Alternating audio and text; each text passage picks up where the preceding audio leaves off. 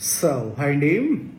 Good evening everyone. Today's topic was sir, కొంతమంది students అడుగుతున్నారండి sir మాకు MBBS along with medical PG అండి, free medical PG అంటే ఇంకొకరోసారి కొంతమంది అడుగుతున్నారండి వితౌట్ నీట్ లేకుండా డైరెక్ట్గా జార్జియా వెళ్ళేసి అటు నుంచి అటు యూఎస్ఎంఎల్ఈ ప్రిపేర్ అయ్యి యూఎస్ఎంఎల్ఈ స్టెప్ 1 స్టెప్ 2 ప్రిపేర్ అయ్యి అటు నుంచి అక్కడే మనం మెడికల్ పే చేసుకుని మళ్ళీ ఇండియాలో international level, not only the India, international level degree valid కాబట్టి ఒక 40 లక్షలు మనం జార్జియా జాయిన్ అయితే యూఎస్ఎంఎల్ఈ ప్రోగ్రామ్ ఫస్ట్ ఇయర్ నుంచి యాడ్ చేస్తారంట కదా.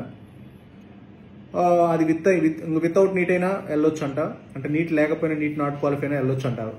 తర్వాత వచ్చేసరికి ఇంకో క్వశ్చన్ అడుగుతున్నారు ఏంటంటే MBBS అలాంగ్ విత్ మెడికల్ పీజీతో పాటు, ఎందుకంటే మళ్ళీ ఇండియాలో మెడికల్ పీజీ సీట్స్ చాలా తక్కువ ఉన్నాయి కాబట్టి కాబట్టి MBBS సీట్లు చాలా కష్టంగా ఉన్నాయి, మెడికల్ పీజీ సీట్లు ఇంకా కష్టంగా ఉన్నాయి కాబట్టి ఇలా జార్జియా వెళ్ళేసి లేదా ఉజ్బెకిస్తాన్ వెళ్ళేసి ఫస్ట్ ఇయర్ నుంచి యూఎస్ఎంఎల్ఈ కోచింగ్ తీసుకొని అటు నుంచి అంటే అమెరికా వెళ్ళేసి ఈ 40-50 లక్షల్లో అయిపోతుంది కదండి.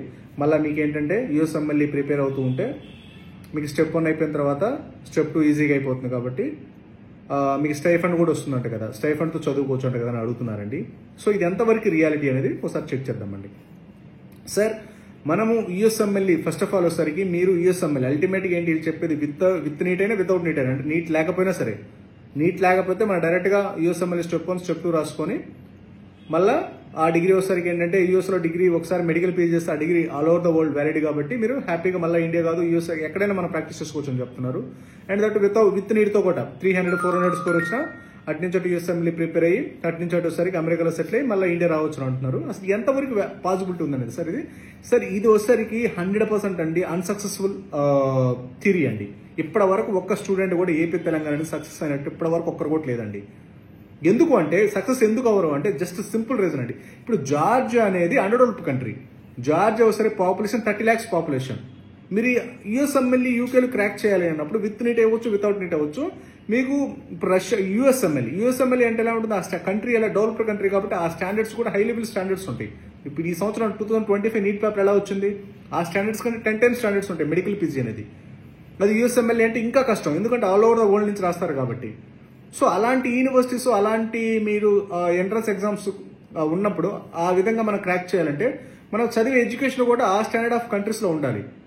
మీరు యూఎస్లో సెటిల్ అవుదాం అనుకున్నప్పుడు మీరు అట్లీస్ట్ ఆ ఈక్వలెంట్ కంట్రీ ఇండియాలోనే చదవాలి, లేదంటే రష్యా లాంటి కంట్రీస్లోనే మీరు చదివితే మనకు ఆ స్టాండర్డ్స్, ఆ క్వాలిటీ ఆఫ్ ఎడ్యుకేషన్, ఆ క్లినికల్ ఎక్స్పోజర్ వస్తుంది. మీరు జార్జియా, కిర్గిస్తాన్, వియత్నాం, ఉజ్బెకిస్తాన్ ఇలాంటి కంట్రీస్లో చదివారనుకోండి, ఆ స్టాండర్డ్స్ అసలు ఇండియాకే సరిపోవు. ఆ స్టాండర్డ్స్ రేపు నెక్స్ట్ ఎగ్జామ్ క్రాక్ చేయాలని ఇండియాలో హైలీ ఇంపాసిబుల్. మీరు యూఎస్ఎంఎల్ఈ క్రాక్ చేయాలన్నప్పుడు ఆ స్టాండర్డ్, ఆ యూఎస్కి ఈక్వలెంట్ ఏమేమి కంట్రీస్ ఉంటాయి, Russia developed country, India, USA, UK, Canada, Australia అలాంటి కంట్రీస్ ఈజీగా పాస్ అవుతారు. ఎందుకంటే ఆ కంట్రీస్కి మన కంట్రీస్ స్టాండర్డ్స్ వచ్చేసరికి ఈక్వలెంట్గా ఉంటాయి. మీరు అది వదిలేసి కిర్గిస్తాన్లో చదువుతాము, జార్జియాలో చదువుతాము. కిర్గిస్తాన్ పాపులేషన్ ఎంత అంటే 30 లక్షల పాపులేషన్, జార్జియా పాపులేషన్ ఎంత అంటే 30 లక్షలు.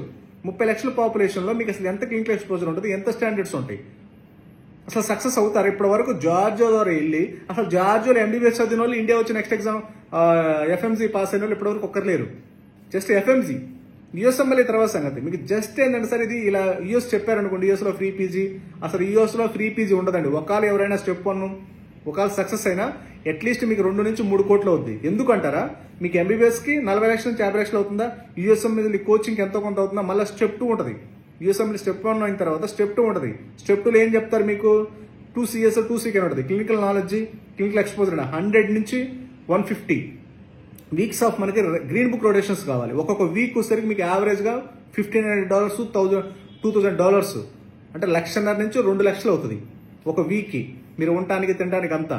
అలా 100 నుంచి 150 వీక్స్ అంటే ఆల్మోస్ట్ 2 నుంచి 3 కోట్లు అక్కడే ఖర్చు వస్తుంది. ఆ తర్వాత మీరు మెడికల్ పీజీకి వెళ్ళేది స్టెప్ 3. మీకు అసలు మినిమం బడ్జెట్, మీరు యూఎస్ఎంఎల్ఈ బడ్జెట్ అంటేనే మీకు 3 కోట్లు లేదే అవ్వదండి. అది జార్జియా నుంచి వెళ్తే అసలు ఆ స్టాండర్డ్స్ సరిపోవు. ఎందుకంటే జార్జియా అండర్డెవలప్డ్ కంట్రీ, మీకు అసలు అక్కడే క్వాలిటీ ఆఫ్ ఎడ్యుకేషన్ ఉండదు, అక్కడే స్టాండర్డ్స్ ఉండవు. మీకు ఆ స్టాండర్డ్స్ లేనప్పుడు, ఆ క్వాలిటీ ఆఫ్ ఎడ్యుకేషన్ లేనప్పుడు జార్జియాలో ఏం చేస్తారు? ఇప్పుడు మీరు రష్యా వెళ్ళి మేము అటు నుంచి అటు యూఎస్ వెళ్తాము, కెనడా వెళ్తాము, ఆస్ట్రేలియా వెళ్తాం అది ఓకే. ఎందుకంటే Russia almost all equivalent, almost all కాదు మోర్ దాన్ ఈక్వలెంట్. అవి US standards, Russian standards almost all equal. Indian standards, Russian standards ఇవన్నీ ఒక రేంజ్లో ఉంటాయి. మీరు జార్జియా వెళ్తాను, కిర్గిస్తాన్ వెళ్తాం. కిర్గిస్తాన్లో ఏముందండి? ప్రాపర్ క్లినికల్ ఎక్స్పోజర్ ఉండదు, ప్రాపర్ స్టాండర్డ్స్ ఉండదు. జార్జియా ఏముందండి? జార్జియాలో సరికి ఇప్పటి వరకు ఒక బ్యాచ్ కూడా ఎంబీబీఎస్ బయటకు వచ్చి ఎఫ్ఎంజీ పాస్ అయిన ఒక యూనివర్సిటీ లేదు. ఒకవేళ సరే ఉన్న ఎంత పాపులేషన్ ఉందండి? ఆ పాపులేషన్లో మీకు ఎంత క్లినికల్ ఎక్స్పోజర్ వస్తుంది, ఎంత స్టాండర్డ్స్ వస్తాయి, ఎంత ఇంటర్నేషనల్ ఎక్స్పోజర్ వస్తుంది? అక్కడ ఏమీ లేదు. జస్ట్ ఏంటంటే అడ్మిషన్ కోసం ఇదంతా స్టంట్స్ అంతే. అడ్మిషన్ అయిందా తర్వాత ఓకే. తర్వాత ఎంతమంది పాస్ అయ్యారండి? 20 సంవత్సరాలు 30 సంవత్సరాల ఎక్స్పీరియన్స్ ఉన్న అట్లీస్ట్ ఒక్కరైనా మీరు యూఎస్ఎంఎల్ఈ స్టెప్ 1 స్టెప్ 2 మన ఏపీ తెలంగాణ నుంచి సక్సెస్ అయిన ఉండాలి కదా. స్టెప్ 1 స్టెప్ 2 స్టెప్ 3 అక్కడ రెసిడెన్సీ మ్యాచ్ చేస్తున్న వాళ్ళు ఒక్కరైనా ఉండాలి కదా. లేరు, ఉండరు. జస్ట్ ఏంటంటే మీరు యూఎస్ఎంఎల్ఈ ఫ్రీ మెడికల్ ఫీజు అంటే అడ్మిషన్లు అవుతాయి, ప్రాసెసింగ్ ఫీజులు, కన్సల్టెన్సీ ఫీజులు వస్తాయి. ఆ తర్వాత నువ్వెవరో వాళ్ళెవరో. సో కాబట్టి జార్జియా ఎంబీబీఎస్ వేస్ట్, దానికి మెడికల్ ఫీజు అంటారా అసలు అది? ఎందుకంటే ఆ స్టాండర్డ్స్ రీచ్ అవ్వాలంటే జార్జియా దగ్గర ఆ స్టాండర్డ్స్ ఉండాలి కదా. జార్జియాలో ఏముందండి? పాపులేషన్ లేదు, స్టాండర్డ్స్ లేదు, సెక్యూరిటీ ఉండదు, ఏమీ ఉండవు.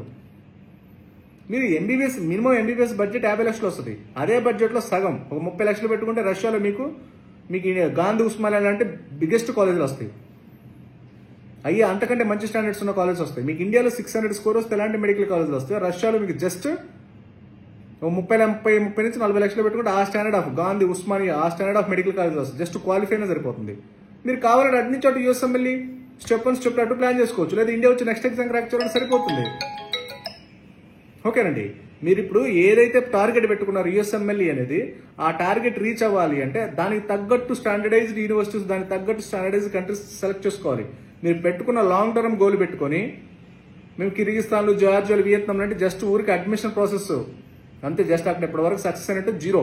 జార్జియా, కిర్గిస్తాన్లు ఒక్కరు కాదు. జార్జియా, కిర్గిస్తాన్, ఉజ్బెకిస్తాన్ నుంచి ఈ 3 కంట్రీస్ నుంచి ఒక్కరు కాకపోతే ఒక్కరైనా USMLE step 1 step 2 step 3 pass అయిన ఉన్నారా? ఉండరు. సో కాబట్టి జస్ట్ వాళ్ళు ఏంటంటే అడ్మిషన్లు ఈరోజు చేస్తారు, ఎంతో కొంత వస్తాయి, ఆ తర్వాత ఉండరు మార్కెట్లో.